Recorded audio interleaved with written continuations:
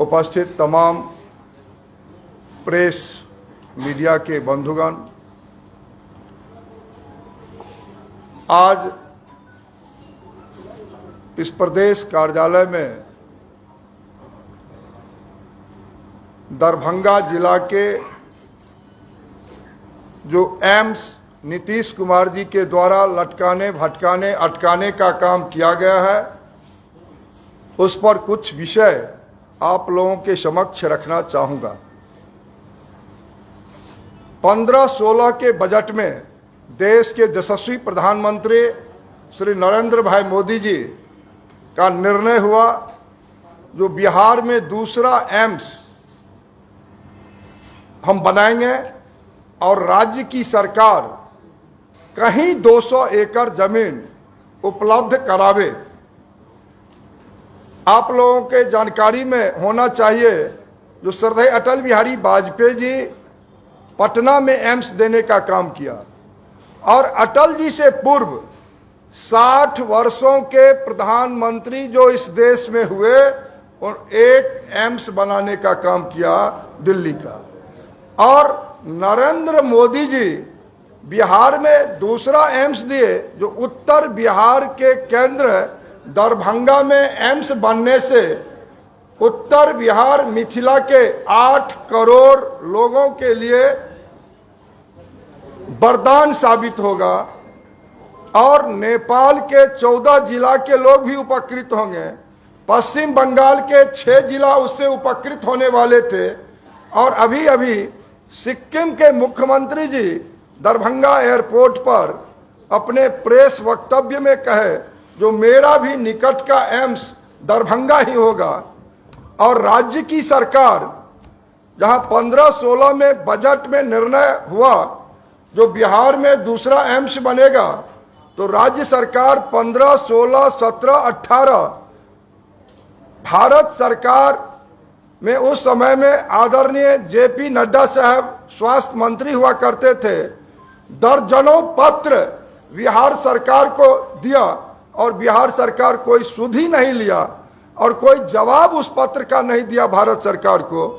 और फिर जब हम लोगों के साथ नीतीश कुमार जी का अलायंस होता है, तब नीतीश जी दरभंगा डीएमसीएच अपग्रेड करने का प्रस्ताव भारत की सरकार को भेजने का काम करते हैं। और भारत की सरकार आदरणीय जेपी नड्डा तत्कालीन मंत्री स्वास्थ्य, उन्होंने कहा जो डीएमसीएच का अस्तित्व बिहार सरकार मिटाना चाहती है, ऐसा नहीं हो। उस प्रस्ताव को रद्द करके भारत की सरकार ने वापस किया और आज उस डीएमसीएच में जब हम सांसद के रूप में नीतीश कुमार जी से बातचीत किया, तो उन्होंने कहा जो ठीक है, हमने कहा 300 एकड़ जमीन डीएमसीएच में 1946 में प्राप्त हुआ दान स्वरूप, और उसमें से आप 200 में एम्स भी बना सकते हैं और 100 में आप डीएमसीएच भी रख सकते हैं। तो उन्होंने निर्णय लिया, उन्होंने कहा जो ठीक है, हम तो डीएमसीएच का प्रस्ताव दिए थे भारत सरकार को और आप यदि कह रहे हैं तो हम 200 एकड़ जमीन देंगे। और 200 एकड़ जमीन कैबिनेट करके सालों लगा दिया भेजने में, जबकि 15 सितंबर 2020 आदरणीय देश के यशस्वी प्रधानमंत्री अपने कैबिनेट से 1264 करोड़ 750 बेड कैबिनेट करके देते हैं और इस सालों लगाए यहां से जमीन देने में। और जब जमीन 200 एकड़ कैबिनेट करके भेजते हैं, तो फिर समीक्षा बैठक में इन्होंने कहा जो हम 150 एकड़ ही एम्स को देंगे, रेस्ट 50 एकड़ इसमें से डीएमसीएच को देंगे। उसमें इनका तर्क था जो दरभंगा डीएमसीएच में से 73 एकड़ जमीन अतिक्रमण हो चुका है और 73 एकड़ जमीन राज्य की सरकार के अनदेखी के चलते अतिक्रमण हुआ। और जब इनको 227 उसके बाद बच रहा था, तो इन्होंने कहा 50 एकड़ हम इसमें से देंगे। तो भारत की सरकार को हम लोगों ने मनाया, हम लोगों ने कहा जो 150 एकड़ में ही आप डीएमसीएच में उस परिसर में जहां 81 एकड़ लो लैंड था, हमारे आदरणीय स्वास्थ्य मंत्री उस समय के मंगल पांडे जी थे, आदरणीय वित्त मंत्री उप मुख्यमंत्री तारकिशोर जी थे। विस्तार पूर्वक सभी विषय आदरणीय सांसद जी ने, नगर विधायक जी ने रखा है।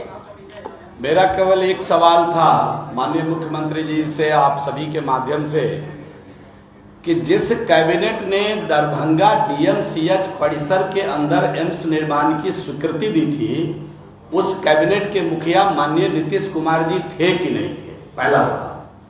अगर नीतीश कुमार जी उस कैबिनेट के मुखिया थे तो अपने ही निर्णय को पलटने की ऐसी क्या मजबूरी है?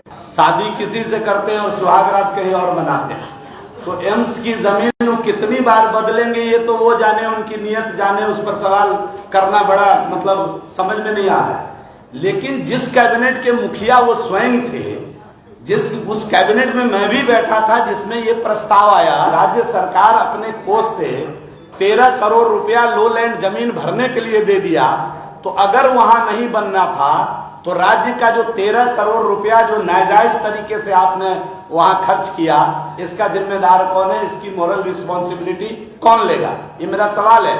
और अगर वह जायज था, आपने 13 करोड़ रुपया 81 एकड़ जमीन भरने के लिए दिया, तो फिर वहां से एम्स हटाने की मजबूरी ऐसी क्या आ गई? हम करते हैं कि जो मुख्यमंत्री अपने ही बात से पलट जाए उसको अब रिजाइन करके चले ही जाना चाहिए। शादी किसी से करते हैं और सुहागरात कहीं और मनाते हैं, तो एम्स की जमीन कितनी बार बदलेंगे ये तो वो जाने, उनकी